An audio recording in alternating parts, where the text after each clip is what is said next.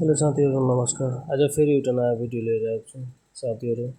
आज फेरि एउटा नयाँ कम्पनीको आइपिओको डेट जनरल पब्लिकको लागि खुला भइसकेको छ, जसमा हामी 1000 को लगानीमा साथीहरू 10,000 भन्दा माथि नै कमाउन अवसर रहेको छ।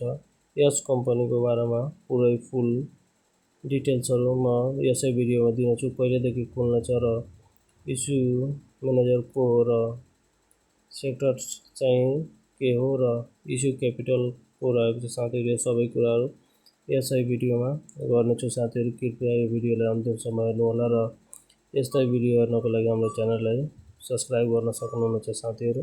आउनुहोस् यो कम्पनीको बारेमा बुझौँ हामी। यसको डिटेल सम्बन्धी कुरा गर्ने हो भने साथीहरू, यसको नाम रहेछ टास्कर Phikuwa Khola hydro power company limited साथीहरू। यसले जनरल पब्लिकको लागि डेटको बारेमा कुरा गर्ने हो भने साथीहरू, यसले वैशाख 23 गते 28 गतेसम्म राखेको छ र नम्बर अफ सेयरको बारेमा कुरा गर्ने हो भने साथीहरू 25,15,455 युनिट रहेको छ साथीहरू। यसले 100 रुपियाँमा नै आफ्नो आइपिओ निष्कासन गरिरहेको छ साथीहरू।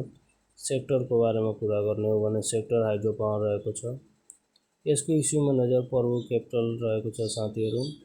यसको बुक भ्यालुको बारेमा कुरा गर्ने हो भने 100.76 बुक भ्यालु रहेको छ र इपिएस -0.72 रहेको छ साथीहरू।